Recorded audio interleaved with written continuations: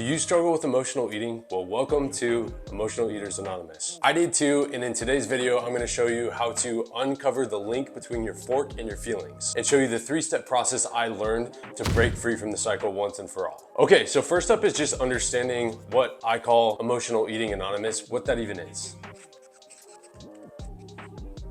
So for good, for bad, or for ugly, humans are intricately wound with our emotions. And we're also gifted with our brains, which act out of logic and can think and deduce things. So understanding this from 1,000-foot level would be to understand that your brain and your emotions operate on different wavelengths. So this would be our logical brain and our emotional selves. Because let's be honest, logically, we all know that we should eat well, we should exercise because it's gonna make our bodies function properly, it's gonna give us a longer and a happier life, and we can all kind of sit down and not emotionally agree on that. So our brains tell us, be healthy, which in all these little subsets of that would be to work out and eat well.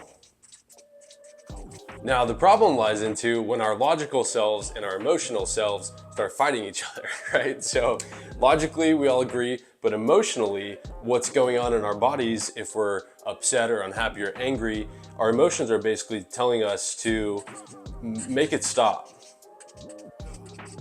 And, you know, things like feel better, or even things like it's too hard.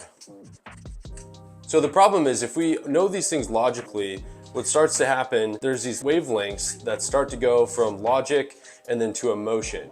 And as I mentioned before, they start fighting. And so what happens about halfway through, you're on the logical path where you know you should be working out a few times a week, you know you should be eating well, but then you have a bad day at the office, and all of a sudden, there's this little explosion that happens between logic and emotion, and the two forces are clashing against each other. Or you're going to work out, but then your son threw up and got sick in the morning, and that took up all your workout time. So you get frustrated and upset, and then you say, screw it, I'm not gonna work out for the rest of the week. Or if you crushed all your workouts during the week, but then you get triggered by your in-laws on the weekend, and then you go out and you have pizza and you drink alcohol. And in our family, we like to call that mental boom. Is when everything's going great, you're making your actions and decisions logically, and then something happens with your emotions, and then your mental explodes, and we call it mental boom. Okay, so now that you understand kind of what's going on between our logical selves and our emotional selves, the next thing we want to look at is what can we do about it? So the thing that I learned that I did that helped me lose 100 pounds was to make kind of like a time study, but just for your emotions. And so the second step to the 3-step process is going to be an emotion study. You didn't know we were in therapy today, did you? So the best way I figured out how to do this is by a simple Monday through Friday. So Tuesday, Wednesday, Thursday, Friday, Saturday, and Sunday, okay? So we have the typical week, and then at the bottom, I like to rate this with the rating. So if you can see here, rating, and then I like to do the emotion, and then basically like the food. So what we're gonna see if we start tracking these 3 things is, how did the day go? Was it like a 4 out of 10 day or like a 9 out of 10 day? You'll start to kind of identify then, like if you had the bad day, what was the prevailing emotion? And then out of the prevailing emotion, what was the food that you went to make yourself feel better? And the purpose of doing this is you'll start to really clearly see patterns. And again, doing a little study like this takes you out of the emotional self and help you make decisions based off facts and logic. And that's how we all really want to operate when we're making big life decisions, like how long we're gonna live when it comes to health and fitness, right? And so let's just fill this out and we'll be honest. So let's say that, you know, Monday is kind of the start of the week. Typically Mondays for me, I would rate like, you know, a 7+. Tuesdays, honestly, like the week usually starts going like really well. Maybe we're crushing. Thursday comes, and then I get triggered on, for me, typically it's like on the weekend. And so maybe Friday's like a busier day and it's like, you know, a 5, but then on Saturday evening, I'm like a 3, and then I'm just completely pissed off on Sunday.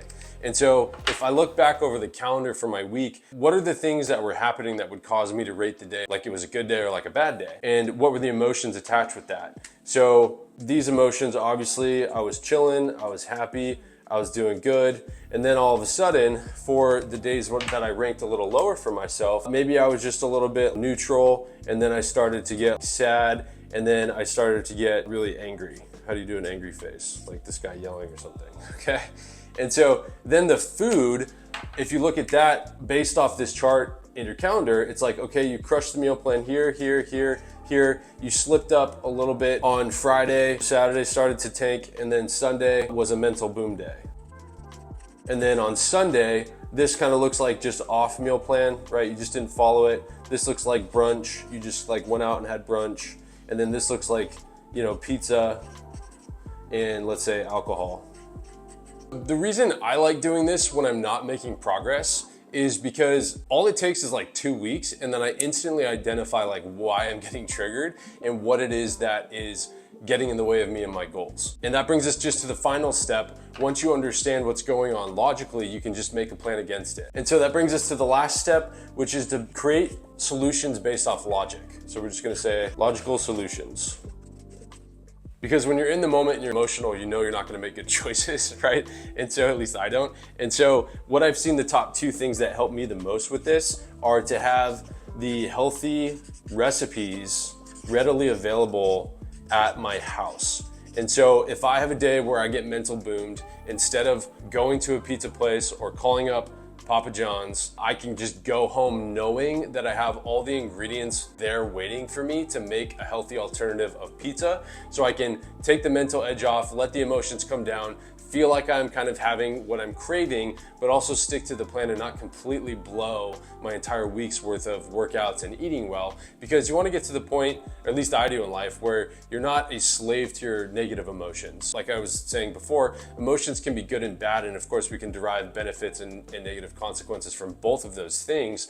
But the overarching strategy for your life, if you're someone that wants to achieve big goals, you gotta find a way to be stable throughout these ups and downs and peaks and valleys that life will inevitably bring us. And so the second tip that I can give for you is to control access. And that's not just control access like to you, but also to what influences you beyond like just your personal time.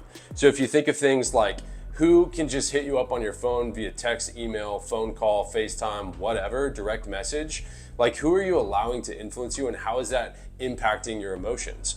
Next would be like apps. Are these apps that we have on our phone, like we got pages and pages of apps, are these things like when the notifications go off, are they positively influencing you or are they tempting you with things? And then also popular ones would be like social media, obviously. Are you on one side of the political spectrum and you're friends with like a billion other people on the opposite side? So after your bad day, when you come home, you're scrolling and then you just get even more triggered, right? And then lastly would be like your time. We all have the same amount of God-given time in one day. So if you're working 8 hours a day or 10 hours a day, and then you got extracurricular activities, if you only have a couple hours free time or with your spouse, who are you allowing to interfere with that time? If it's someone that triggers you and causes negative emotions to you, I found that you have to shrink your circle and cut those people out of your life if you want to keep moving forward and be happy. And that's it, guys. So to recap, don't mental boom. There is a way that you can make decisions out of logic and continue to lose weight and hit your big weight loss goal. You're totally worth it. So to recap, the 3 tips are to understand this club that we're in called Emotional Eaters Anonymous. The second is to do a emotion case study of your own life. Take your calendar for the past 2 weeks, put the ratings, put the emotions, put the mental booms if you had any. And then 3 would be to, once you clearly see this logically, create solutions out of logic. So thanks so much for liking the video, guys. If you did find it helpful, it would mean a lot to us if you just hit the like button, subscribe to the channel, maybe even share it with someone that needs help losing weight so we can all get fit and healthy together. And if you feel like you need some positive support, some less emotional people, a little bit more logical people in your life, then we would love to have you join our private Facebook group where we have at-home workouts, awesome recipes, meal plan blueprints, and a great community of people that are supporting each other along the way. You can do that by clicking the link and requesting access to join below. And if you'd like to find out more healthy recipes to help you match your emotional cravings, then check out this video here. And if you would like to learn how to break a weight loss plateau, check out this video here. We'll see you guys in the next video.